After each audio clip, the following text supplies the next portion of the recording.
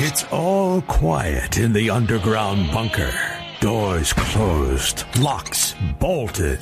But the Great One isn't just resting on his laurels. He's making sure your weekend is even better by giving you his best. This is the best of Mark Levin. I started to watch Joe Biden in, his 14th farewell address. It was so heinous, I had to shut it off. This guy's taking credit, number one, for the great achievements of others, including Benjamin Netanyahu in Israel and the Israeli people, specifically the IDF and so forth. He's taking credit for it, even though he undermined them every step of the way. Talks about we have more allies now than we ever did. Our allies can't stand the man.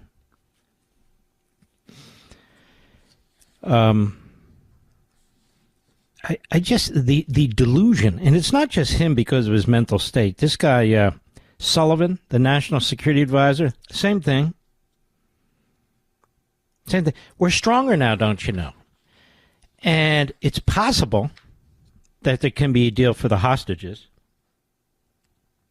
in Israel. And, of course, Biden will take credit for that, even though he has almost nothing to do with it. Although some of the things I'm hearing concerns me, like 3,000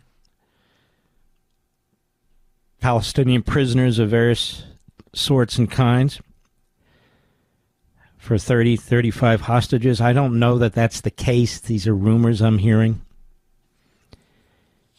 It's because the Israelis value human life far more than Hamas does. But they want to take credit for it. If there is a deal, I hope it's not a bad deal, but if there is a deal, it's Donald Trump and Netanyahu who did it. Netanyahu has held firm. And the funny thing is, Blinken about a week or 10 days ago confessed. He didn't mean to. He confessed. He said that the pressure that we placed on the Israelis no doubt gave motivation to Hamas not to release hostages. And from time to time they came close, but the more we pressured Israel, the more they saw that as us undermining the state of Israel. The idiot, in so many words, blurted it out, but we've talked about this from day one. It's so obvious. But I'll give you an example. I'm not going to put you through the water torture, effectively, of Joe Biden and his comments today at the State Department, but I will give you Jake Sullivan. Because nobody accuses Jake Sullivan of having advanced dementia. No. Pathological liar? Yes. And, of course, there's his buddy Jake Tapper. Cut 5, go. As we come to the waning days of the Biden administration, where across the globe could you point and say the United States is safer because of what we did here? Well, I'd start by saying our alliances are stronger than we found them 4 years ago. They're stronger than they've been in decades. NATO is more powerful, purposeful. No. No, it's not.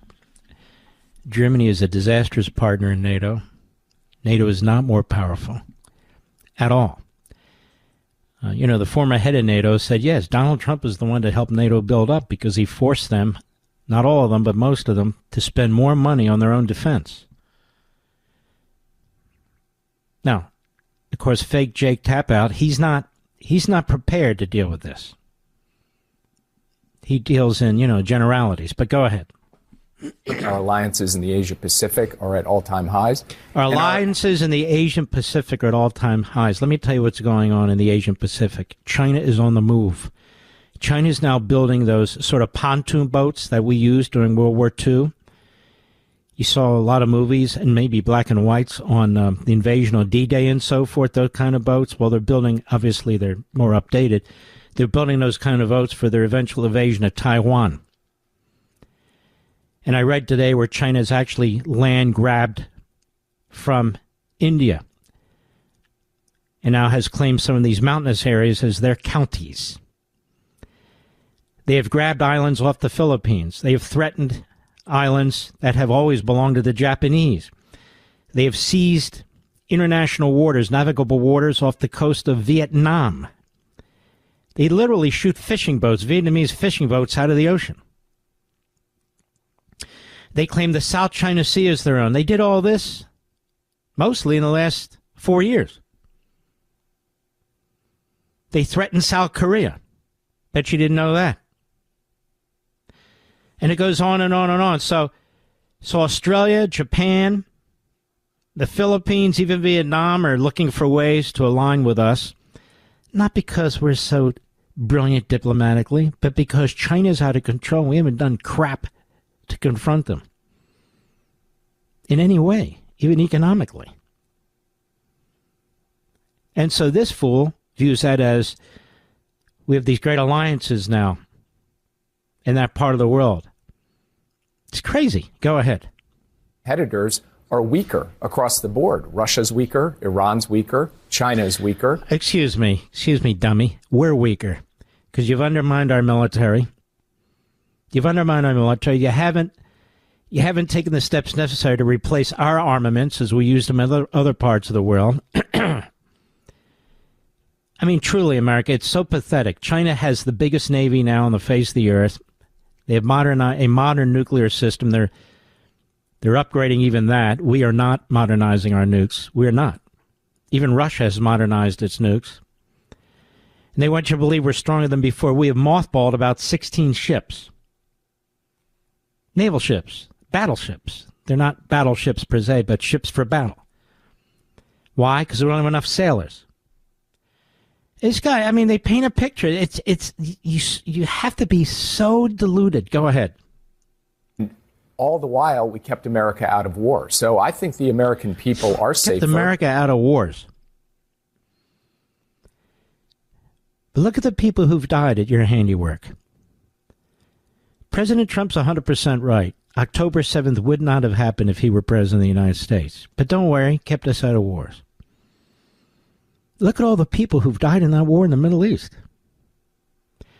Look at all the people who've died in Ukraine and Russia too, but in Ukraine as a result of Russia invading Ukraine because Joe Biden sent the signals.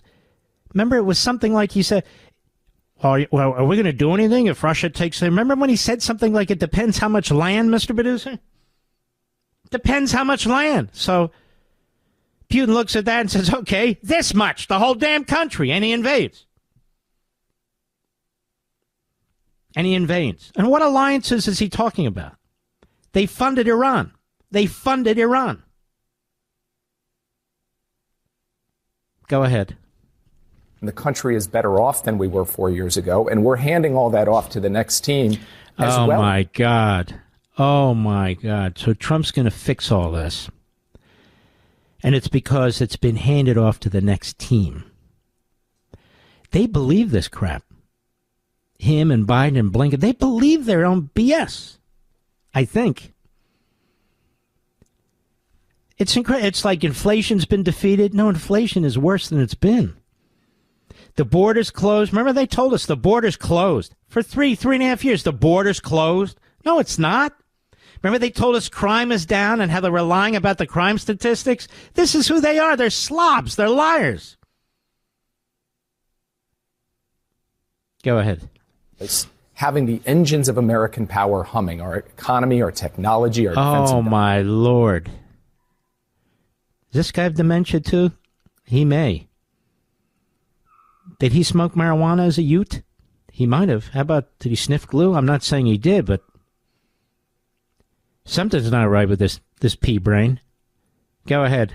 Real base, our supply chains. So the United States is in a stronger, more secure position, and our competitors and adversaries are weaker. God help us. These guys can't go fast enough. What's today's date? The 13th? They're out of here in 7 days. He's got his pre-pardons he's getting ready now, and you know he took millions of dollars that were supposed to go to the state of Israel, and he gave them to Hezbollah. Did you see that, Mr. Producer? This guy's a whack job. These people are nuts. Is the Middle East better off than it was before? No. Is Europe better off than it was before? No. Had Russia invaded Ukraine? No. Did we have a slaughter in Afghanistan? No.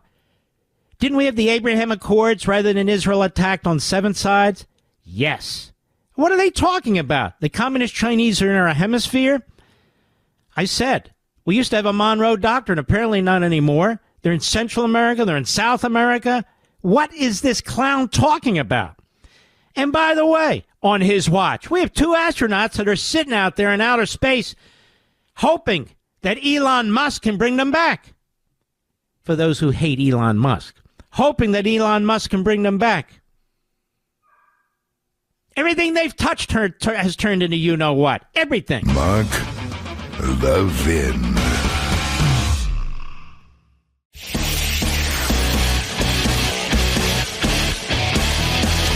Making your weekend even better. This is the best of Mark Levin. By CNN's head count, it's likely that Pete Hegseth will get confirmed as Secretary of Defense, and it was a magnificent display of competence, of class, of intelligence. Oh, not the Democrats. It was a magnificent display of stupidity, ignorance, and a low IQ. No, I'm talking about Pete. He was fantastic. And the usual lowlives did what lowlives do, the others too. And we're going to spend a lot of time on this because many of you actually work for a living and you weren't able to hear much of this. I did watch it for my work for a living. There are other things going on that I want to hit quickly, but then I want to circle back to that. Now, one of them is this. It's not getting really any attention whatsoever. What you keep hearing the media report is we're close to a deal to return the hostages in Israel, that Biden's team and Trump's team are working very, very hard on this. I'll tell you what I'm hearing, and I'm very concerned about it. I'm reading and seeing reports that there's enormous pressure on Israeli Prime Minister Benjamin Netanyahu to release multiple scores of Palestinian terrorists and convicted criminals in exchange for the hostages, even if it means the collapse of the Netanyahu government. Now, I hope this isn't true. I hope our team, the Trump team, isn't pressuring for this. That is, the release of terrorists. You know, here in the United States, we would not go for that, would we? No, we wouldn't do it for a minute. I also just saw a report on Fox by Trey Yingst, well, not just, about 2 hours ago, that suggests at least some of this is true, and there's an entire story in the Jerusalem Post. Heart versus head, the hostage deal and the cost of compassion analysis. They go on to say Israel's agreement to the emerging hostage deal, one that, if fully implemented, could secure the release of all 98 remaining captives. They don't know if that's the number. Nobody does. They're just speculating. Both living and dead. Okay. Dead captives, I guess they're talking about as well. In exchange for thousands. Do you hear this, Mr. Producer? Thousands of Palestinian security prisoners, including convicted terrorist murderers serving life sentences. Marks a triumph of the heart over the head. The deal would also see Israel withdrawing to a buffer zone along Gaza's perimeter, relinquishing control over key areas such as, well, it doesn't matter. Allowing Gazan civilians to return to northern Gaza, effectively bringing the war to an end. The war to the end with Hamas is never over. The balance between heart and head, a debate over what should have priority in decision-making, has been debated for centuries. Both approaches offer strengths and pitfalls. Leading with the heart means placing empathy, intuition, and moral values at the forefront, all of which foster solidarity and unity, writes this individual in the opinion piece. Those championing this argument recognize the real risks, but say it's worth it anyway. Now, what about the future? He also writes, with the release of thousands of terrorists and criminals. Those opposed to the deal are not cold individuals with hearts of stone. Rather, they're looking beyond the now and the individual and judging the agreement based on whether it's good in the long term for the collective. Their argument comes down to three core concerns. First, the deal will incentivize hostage-taking. Hostage-taking. Second, releasing thousands of Hamas terrorists. Hundreds with blood on their hands will inevitably lead to more terrorism. On this, these folks are backed up by the data. 1985, Israel released 1,150 Palestinian security prisoners in exchange for 3 soldiers in what was known as the Jibril deal. Many of those released played a role in the first Intifada 2 years later. And it goes on how they participate in other terrorist acts. The final concern is Hamas remains standing. Granted, as a military organization, it's severely depleted with tens of thousands of terrorists killed and so forth, but it still retains control of Gaza's civilian infrastructure is left in place under the agreement. It's only a matter of time, according to those opposed to this deal, before the terrorist organization regroups and rearms. Count me among those folks. Count me among those folks. And so these various articles and so forth and commentators in Israel saying there's enormous pressure on Netanyahu to grab a deal like this. That's apparently what's going on. And so if the Biden and Trump folks are working closely together, I just hope it's not our folks that are pressuring this so there's thousands of terrorists are released. I can't imagine that's the case, since we would never buy that. In our own case, we would never put up with that. So time will tell, but apparently it's going to happen fairly soon. You know, the truth of the matter is that Biden wants a deal on the way out, and President Trump would like to get this resolved before he's sworn in. So there is that motivation, my understanding. But time will tell. Now, Qatar is negotiating, in effect, for Hamas. Qatar is a terrorist regime, America. Qatar has spent enormous amounts of money in our country. Qatar has bought a lot of politicians in our country. Qatar has its hands in many developments and businesses in our country. And a lot of our wealthiest people in this country owe Qatar money. That's right. And so you got to wonder about that. We'll see how this plays out, but I wanted to bring this to your attention because all the reporting in the United States so far is we must have a hostage deal. What they're not saying is with thousands of terrorists and murderers and criminals released. And Hamas remains standing. And now you can see why some in the coalition with Benjamin Netanyahu have said, well, we're going to withdraw. And depending on how many withdraw, his government can fold. And Biden obviously doesn't give a damn about that. We should. That is, we American patriots, we should. So I wanted to bring that to your attention. Also, it turns out in the Los Angeles metropolitan area, about 100 fire trucks are not functioning. They don't have the parts they need, and the repairs couldn't be done. So this is a government, basically, the Los Angeles government and the California government generally, that is a disaster. Ideologically, practically, scientifically, a disaster. I see the media all worked up, starting with the Associated Press, that the flags will be flying at full mast for the inauguration of President Trump,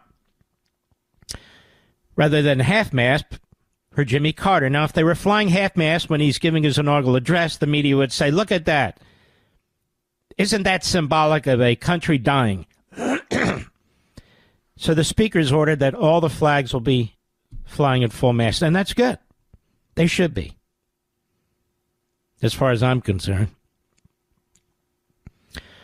You know, there's a ton more going on in this country, but this hearing is illustrative of how the Democrats plan to try and destroy our nominees and what a nominee needs to do to stand up to it and defend against it. And I want to also say that the Republicans on this committee were superb, and that would include Joni Ernst. Absolutely superb. Superb. I can't play them all. This gentleman Kramer was wonderful, as were others. Our buddy Tom Cotton was outstanding. But they all were outstanding. And the Democrats look buffoonish. Gillibrand's there defending women in the military. She won't defend women in sports. She won't defend the word women. She won't do any of that. She won't condemn transgender athletics as destroying women's sports. So she doesn't stand for women. She's a wokester. And this Hirano, whatever the hell her name, from Hawaii, she's a court jester. She's an idiot. Asking and answering her own questions. Just an obnoxious, disrespectful, pathetic buffoon. Thank you, Hawaii, for sending us, I hope, not your best. And there were others on the Democrat side. Tim Kaine looked like he had a late night. Looked like he had a rough night. His hair was disheveled. He looked like Professor Aaron Corey. Nasty S.O.B. He was nasty as hell. About this wife, the ex-wife, one of the young kids, 7 years old, is in the audience. He didn't care. He was given his marching orders by Schumer. He was Schumer's point man, hit man. There were others. But he was exceptional at his loathsome conduct and so forth. Just disgusting. By the way, Jack Reed, the former chairman, now the ranking Democrat on the committee, another lowlife. Mark Levin.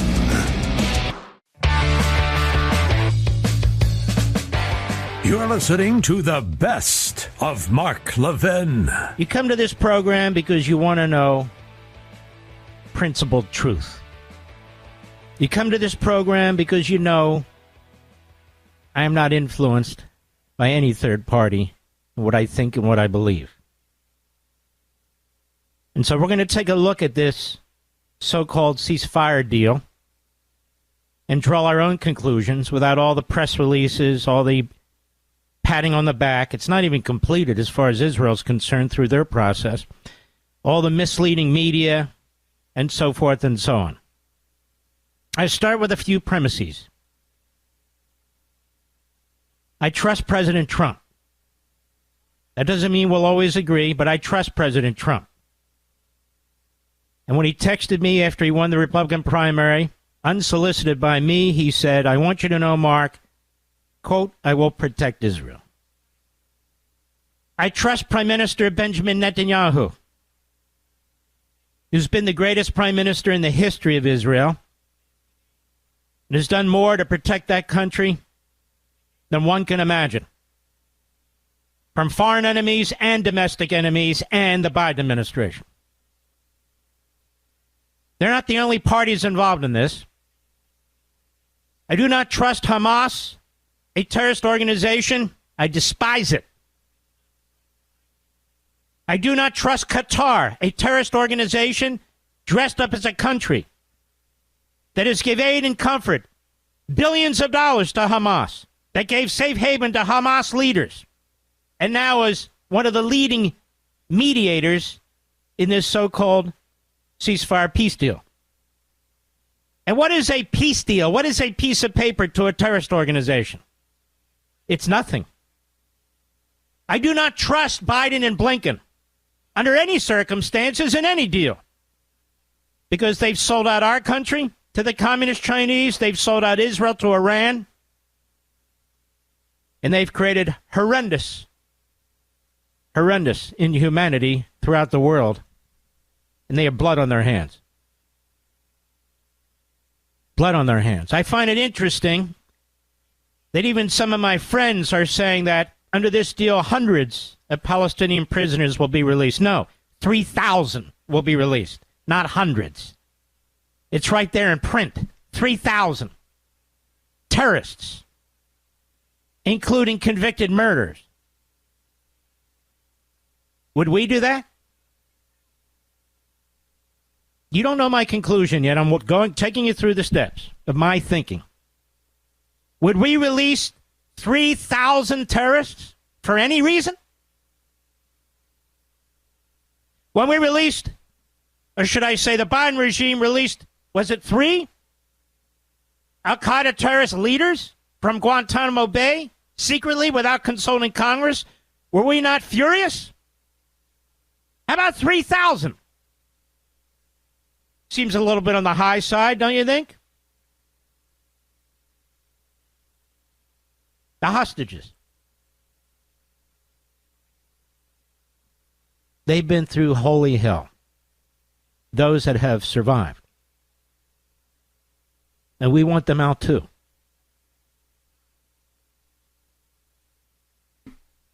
The IDF soldiers, almost 1,000 of them, have died.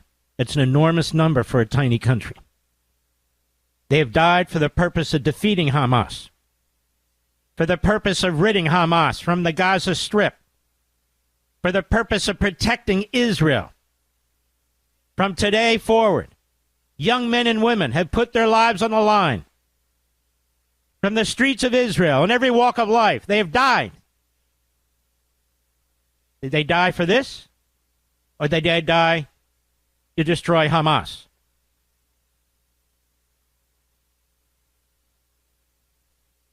Serious questions, don't you think? And right out of the box, Biden talks about this sets the foundation for a Palestinian state. And I do fear that there are people whispering President Trump's ears who promote the same thing. A Palestinian state. I know their names, but I will save that for another day. But I have to believe President Trump himself knows better. He's given no indication that he does support such a thing. That is a red line. That is a red line. I've gone through this deal, which is not in writing, which is not finalized, to the extent it's available in the Jerusalem Post. So let's go through it together. According to reports, the agreement will include supervision by Qatar, a terrorist nation, and Egypt of the return of refugees from the southern Gaza Strip to the north, and simultaneously the withdrawal of the IDF from the Nazirem corridor will be completed in stages. Hamas demanded that the mediators determine the time frame in which the IDF will withdraw. Using a timetable, Joe Biden said that the foundations of the deal have been proposed as early as June 2024. So there's phases. Phase 1. The first phase of the deal will last 42 days, and implementation of the agreement will begin 2 or 3 days after its signing. When a terrorist organization signs a piece of paper, ladies and gentlemen, do they feel an obligation to comply with it? The IDF will withdraw from the Nazirem corridor in all populated areas of the enclave to about 700 meters from the border, except in 5 specified areas where will be 400 meters. The IDF will reportedly reduce its presence in the Philadelphia I corridor. This is key. That's the corridor through which Hamas has been armed. And then withdraw from it completely over the course of the first 50 days. I was told that wasn't going to happen. But yet this is written here. Israel agreed to open the Rafah border crossing a week after the agreement is implemented, and the agreement will include a protocol regarding humanitarian aid during the first phase under the supervision of the mediators. Israel is expected to begin preparations to begin the movement of aid through the crossing immediately. Look at all the obligations Israel has here. Israel will open the crossing to civilians after the release of all the women, both civilians and soldiers, from Hamas's captivity.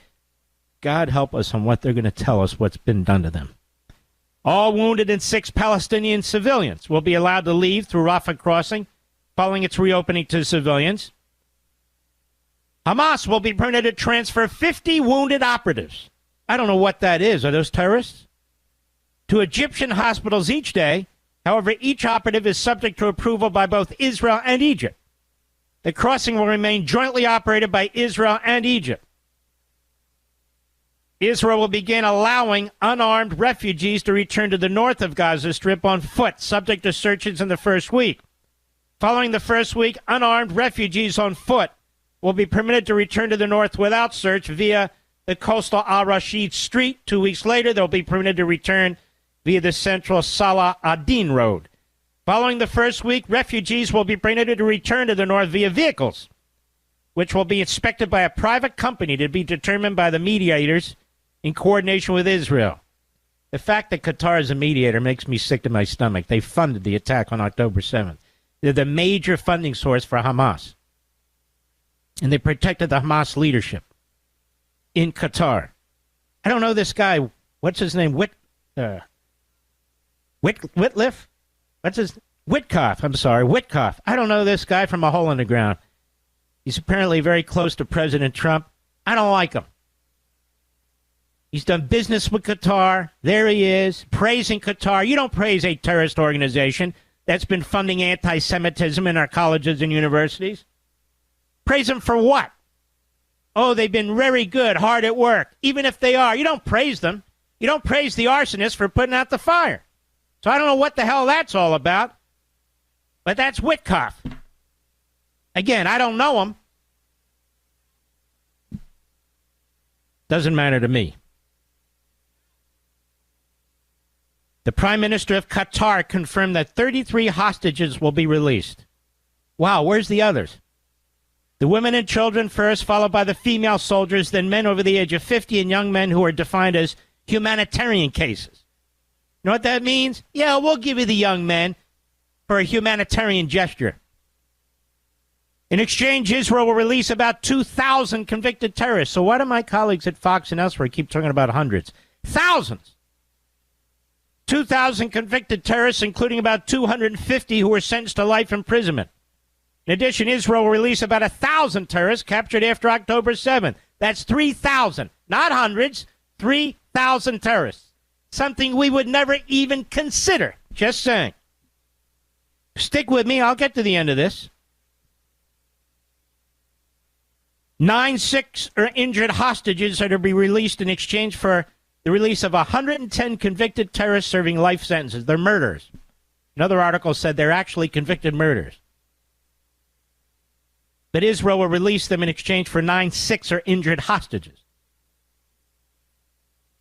Now, in addition to those 3,000, Israel will release another 1,000 from Gaza, all of whom were arrested after October 8th, and none were directly involved on October 7th.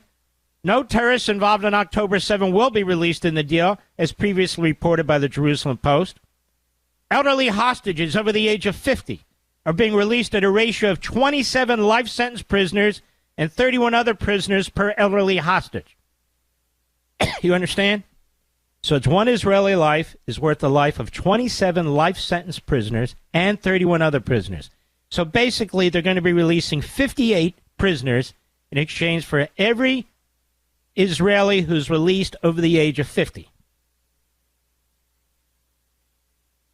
The mediators promised to issue a UN Security Council resolution supporting the declaration of a ceasefire to ensure the parties comply with the agreement.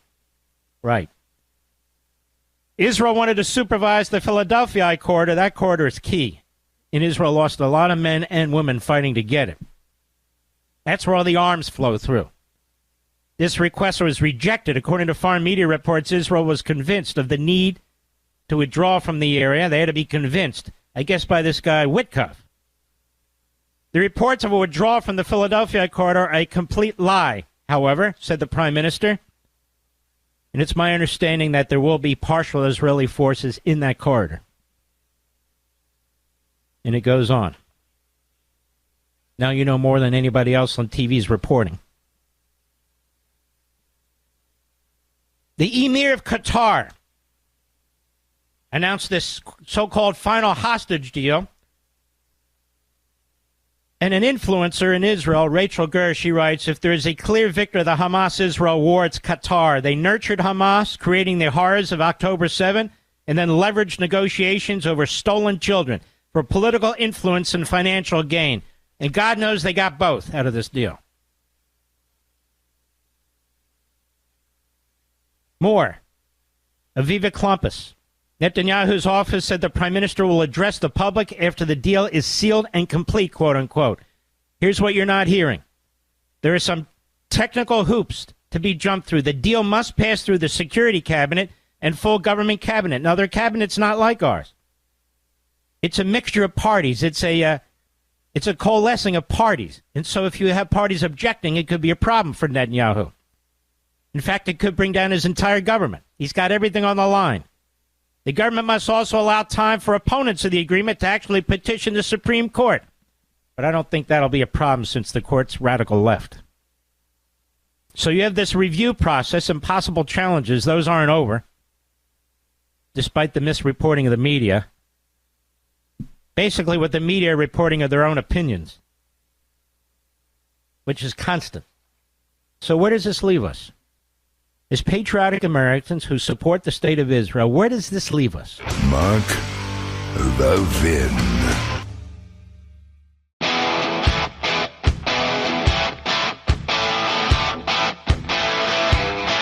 The Great One makes your weekend even better.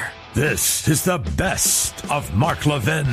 You know, I used to golf here and there and so forth, and then, of course, I did this to my leg, and before that, I had a disc that blew up in my back, so I can't even swing the damn thing anymore. Man, could I hit a far ball, though? I really could. Problem was the other part of the game. I have no patience for it. These guys, they'll stay out there 6 hours, 5 hours, and golf. I can't do it. It's just me. It's not for me. Now and then, I used to play, what, twice a year? I remember when I was playing once, this 2 decades back, we had a neighbor named Mark Levin. You might remember him. A tremendous guy, former quarterback for what we then called the Redskins, and most people still call the Redskins. And he and the kids and all lived, I think, 4 or 5 houses down. That was it. He goes, "Hey, Mark." "Yes, sir." "Let's go play golf. This guy can play golf." And I did the best round of golf in my life, Mr. Producer. I hit in the mid-80s, I think. Now, I'm hitting like 100, 110, 112. I mean, I'm playing twice a year. That's it. But I hit a good drive. I can putt, but it's everything in between that's kind of messy. And my view of that was just try and stay on the damn course.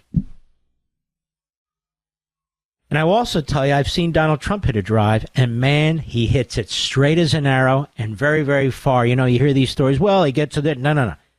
I saw it. He can hit a golf...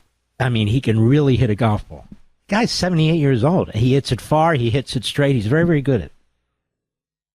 And DeSantis apparently is a great athlete, too. You know, he could have gone into professional baseball at some point if he wanted to, so they're playing golf. I'm going to ask him about that. But anyway, he wants to get ahead of the ball. Florida's a big state. He wants to deal with illegal immigration. He wants his legislature to come along. He's got 2 egomaniacs. One runs the House, one runs the state Senate. My words, not his. My words, not his.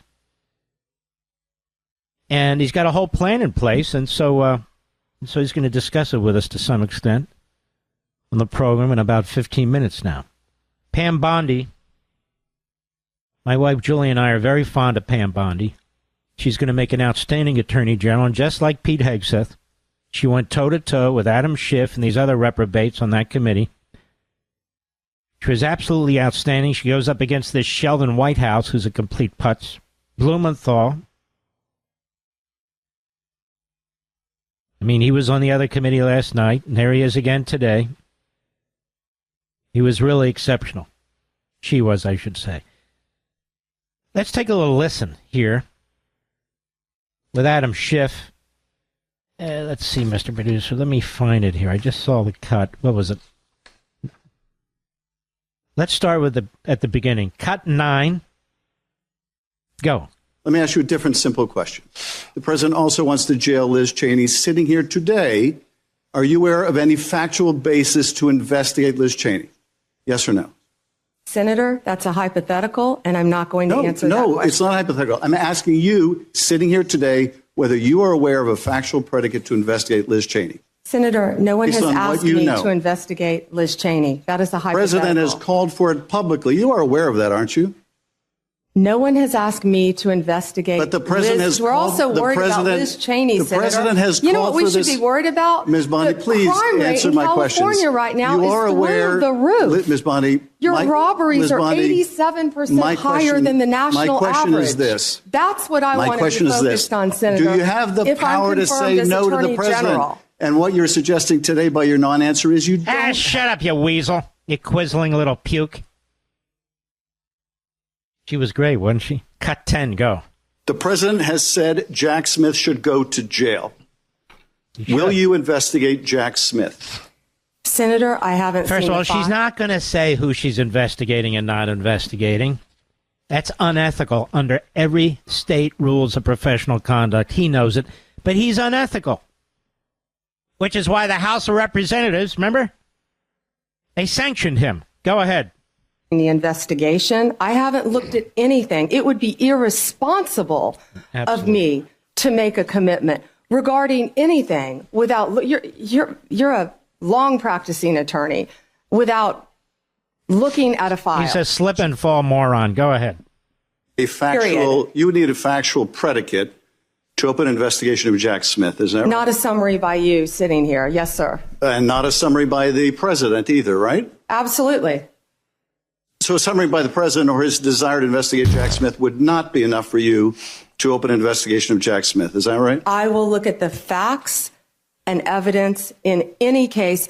And sitting here today, Senator, 72% of Americans please, I only have have 7 lost minutes. faith in the Department of Justice. Sitting here today, are you aware of any factual predicate to investigate Jack Smith? Sitting here today, yes or no?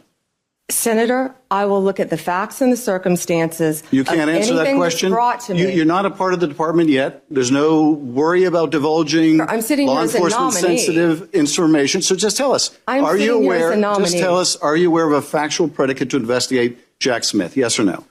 Senator, what I'm hearing on the news is horrible. Do I know if he committed a crime? I have not looked. You seem reluctant to answer a simple question. She answered it, P-Brain.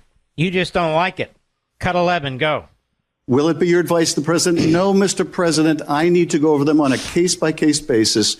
Do not issue blanket pardons. Will that be your advice to the president? Senator, I have not looked at any of those files. If confirmed, I will look at the files and will you be able to review hundreds of cases on day one? I will look at every file I am asked to look at. Of course you won't. So will you advise the president? Can I answer the question? Well, my question is... I would have plenty of staff. You said, of course you want? You'll be able to review hundreds of cases on the first day? I'm not going to mislead this body, nor you. All right, let me ask another question. You don't want to answer that. Let me ask another question. You were censured by Congress, Senator, for comments just like this that are so reckless. Oh, baby. Oh, baby. I like the way they push back. That's why they don't want these people. I'm telling you. Don't you have a smile on your face listening to Pam Bondi right there? I do, don't you, Mr. Producer? Hey, there's more. Cut 12, go. Will you now retract your previous By the way, this is Alex Padilla, who nobody's heard of except people in California. He's a senator. Will you now retract your previous statements? Go ahead. Will you now retract your previous statements that Trump won Pennsylvania in the 2020 election? Yes or no? Oh, By the way, he did win Pennsylvania. The Supreme Court of Pennsylvania handed Biden the victory. They changed the rules in Pennsylvania for certain counties. Anyway, I don't need to relitigate that. Go ahead. To Pennsylvania, and let me tell you what I saw firsthand. Yes or no? I didn't talk about California because I was not in California. I talked about yes or no. I talked about Pennsylvania because Mr. Chair, I was there. I'm going to move on because you're clearly not answering my questions. And I want to know, colleagues, for everybody, members of the committee and everybody watching, that the attorney who stood beside Mr. Giuliani was making very similar statements. And he has since been disbarred from multiple jurisdictions for making these false claims about the 2020 election in court. And like Mr. Giuliani, as you've noted today, you've taken an oath to uphold the Constitution just as an attorney. And now it's funny listening to these people who hate the Constitution, constantly referencing the Constitution. Go ahead. Asking us to consider you to serve as the chief law enforcement officer in our country. So it's imperative, Ms. Bondi, that you subscribe to facts and evidence and not politically convenient conspiracy theories. Your job will be, your job will be to protect voters and election workers, not to undermine and dox them. Now, I know that earlier you agreed that Joe Biden is in fact president, but many of the president-elect's inner circle continue to spread the big lie about the 2020 election. Let me move on to a different topic. Senator, you were speaking. May I speak? You cut me off when I was speaking. When I ask you the next question, you can speak, and I hope you answer, Ms. Bondi. Well, I'd like to answer the previous one, Senator. When we met yesterday, you pointed your finger at me and said you were speaking. You did not seem to be familiar let me answer my question. I'm not going to be bullied by you, Senator the 14th Padilla. Amendment of the United States of America, which was deeply... What a hearing, huh, ladies and gentlemen? One Democrat blowhard after another. Mark Levin.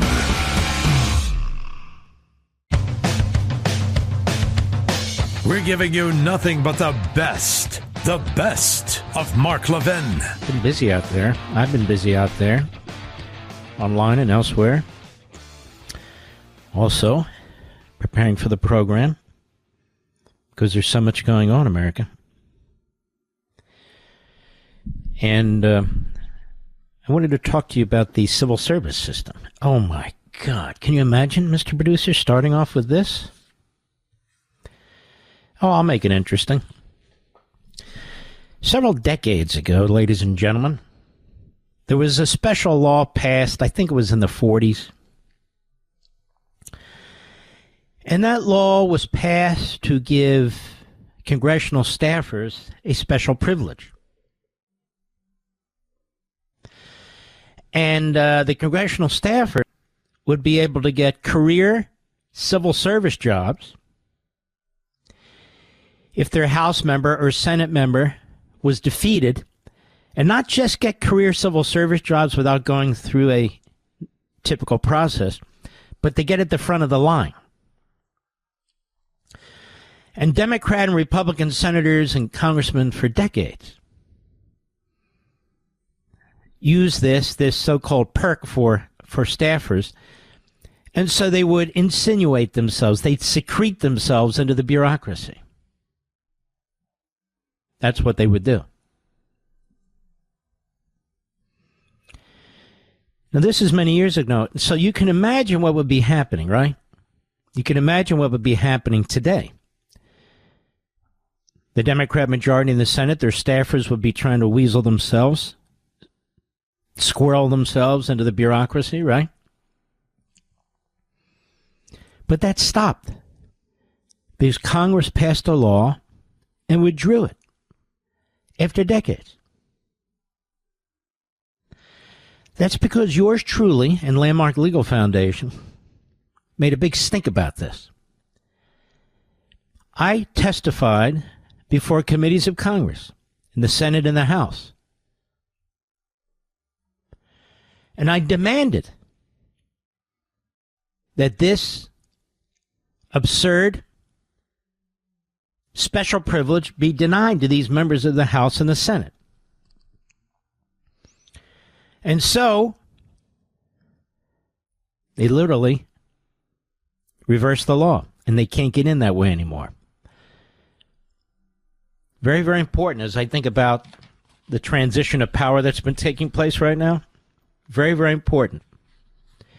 I don't know what made me think about it, but I just read an article, I guess, that was talking about such things, and I said, wait a minute, I remember when this took place, so I thought you'd want to know just a little inside politics. As I said, there's a lot going on today, but I want to talk about something else. There's this constant reporting, even now, and propaganda about the suffering of the Palestinians in Gaza. Of course some have suffered. There's no question about it. I recommend that they elect a new body. But there's Tim Kaine on CNN today.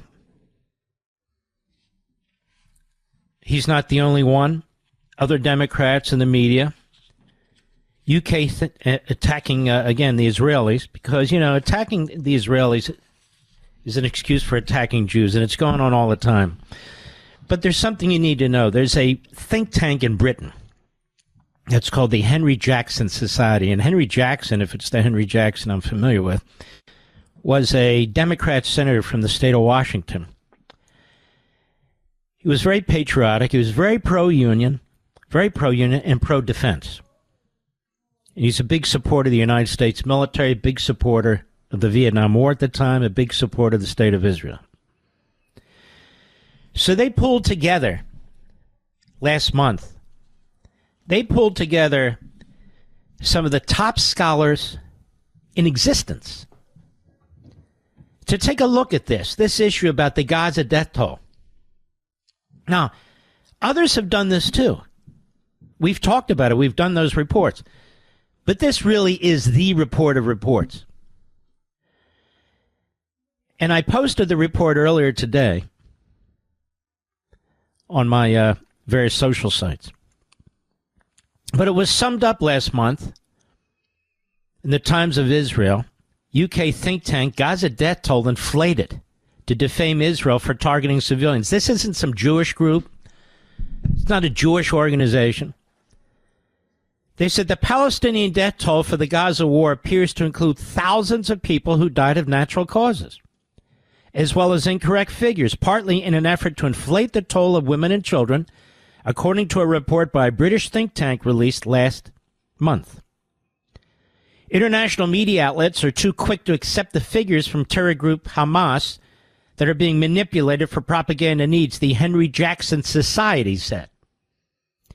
The Gaza Health Ministry under Hamas, reports to Hamas, was created by Hamas, and I quote, has systematically inflated the death toll by failing to distinguish between civilian and combatant deaths, over-reporting fatalities among women and children, even including individuals who died before the conflict began, the report said. And they have this chapter and verse, all the information, the great details. They said this has led to a narrative where the Israeli Defense Forces are portrayed as disproportionately targeting civilians, while the actual numbers suggest a significant proportion of the dead are in fact combatants.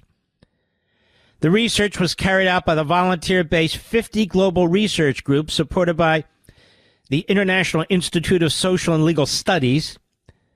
The Hamas-run Gaza Health Ministry says that 44,000 people in the Strip have been killed or are presumed dead in the fighting so far, a toll that cannot be verified and that does not differentiate between civilians and fighters. Israel says it seeks to minimize civilian fatalities and stresses that Hamas uses Gaza's civilians as human shields, fighting from civilian areas including homes, hospitals, schools, and mosques. By the way, the head Islamo-Nazi in Gaza of Hamas just said, yes, it's true, we use hospitals that way. They admit these things now. Some 5,000 Palestinians listed by Hamas as war dead, in fact, died of natural causes, including cancer patients, they tracked down the names, who later appeared on a list of those still receiving medical care. In addition, most of the reported fatalities were men between the ages of 15 and 45, with many of their ages lowered by a year by this so-called Hamas health group, when compared to the Palestinian population register, in an apparent effort to make it seem that more minors are being killed. Research report author Andrew Fox wrote, this misclassification contributes to the narrative that civilian populations, particularly women and children, bear the brunt of the conflict, potentially influencing sentiment and media coverage. He said the age demographic aligns closely with the expected profile of combatants, further supported by spikes in deaths of men, reported by family sources rather than hospitals. The think tank said the toll also includes Gazans killed by terrorists, errant rocket, or while food aid is being distributed, including in the case of a 17-year-old who was reportedly shot dead by Hamas last September while waiting to get food for his family. They counted that as a casualty from the IDF. It said other problems have included adults recorded as children and several men listed as women, though the system was later rectified, leading to a significant improvement in terms of corrected data. They reported a 22-year-old as 4-year-old, a 31-year-old as an infant, as just two examples. The study found the methodology of data collection by the so-called Ministry of Health is not scientifically valid, and that its reports from previous conflicts have also concealed combatant deaths. Now remember, America, this is important because this is what's used by our media, by Bernie Sanders and the Democrats, by the Arabs, by the Palestinians, by so-called mediators and negotiators. The lies. The organization noted that Israeli and U.S. military intelligence estimate that of the total casualties, 17,000 were Hamas fighters, but that the statistic is often missing from international media reports. The omission creates a skewed narrative portraying all casualties as civilians, shaping public opinion and international policy based on incomplete or manipulated data. This is like the ICC.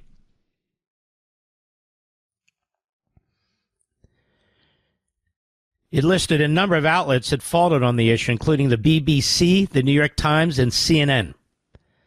While 98% of the media outlets reviewed used the Hamas casualty figures, only 5% cited figures from Israeli authorities it found. It also found that less than 1 in every 50 articles noted that Gaza Health Ministry figures were unverifiable or controversial. On the other hand, Israeli statistics, quote, had their credibility questioned in half of the few articles that actually incorporated them. Ambassador Hussam Zamlat, the head of the Palestinian mission to the United Kingdom, rejected the findings, telling the UK's Telegraph newspaper that numerous international organizations and UN agencies have confirmed the numbers. Spokesman for the BBC told The Guardian it's challenging to report accurately on the death toll in Gaza. And it goes on. Let's see here. Yes, okay. I thought you'd want to know. Now, in Israel, I don't think many people, you do, but many other people in the media understand how their government actually works, or in some cases doesn't work. The prime minister is not a president. He's not a military dictator like in Egypt. He's not a monarchical inbred like most of the Middle East. He's not an Islamist terrorist dictator. In Israel, their governmental system is very confusing and complex and actually quite idiotic. But it is what it is. That's the way it was set up by these socialists who set it up from Europe. You have 120 Knesset seats. It's a quasi-parliamentary system. And, of course, the prime minister comes out of the Knesset. So you need to have at least 61 seats in order to run the government. It's not an executive branch per se.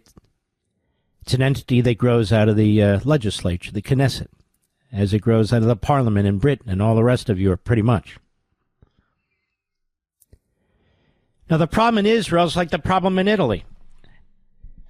You look at England, for instance, they have 3 major parties, the Tory party, the Labour party, the Liberal party, the 2 biggest being Labour and Tory. But in Israel, you have really scores of parties. Same with a country like Italy. And so the problem for Netanyahu is the Likud party is the biggest party, and they have the most Knesset members, so he has the most votes in that regard. But they have to build a coalition with other parties, minority parties, to get to 61 or more.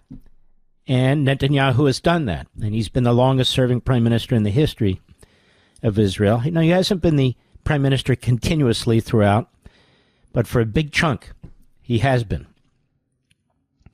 So they have to build these coalitions. Now, you can have a party that's a member of the Netanyahu government that has 6 seats in the Knesset. That's 5% of the seats. Or you can have that party that has 6 seats and another party, maybe a religious party, they have 7 seats. That's 13 seats. And that might be enough to bring down your government if they don't go along with you on a particular major vote, whether it's the budget, judicial reform, or a national security / foreign policy issue like the one involving Hamas. So when Donald Trump sends this guy, Stephen Whitlock, who's got enormous ties to Qatar, I'd love this man to come on my program, to negotiate, and to negotiate with, among others, Qatar and, of course, Israel and so forth. When they're putting this pressure on Netanyahu, Netanyahu has to convince his cabinet. These are members of his cabinet. And so tonight, one party said, we're out of here. And they took their 6 votes and they left. There's another party threatening to do the same thing. So when Netanyahu is trying to deliver for the incoming administration, it could cause his entire government to collapse in the middle of a war. That's how it's working over there right now as I speak.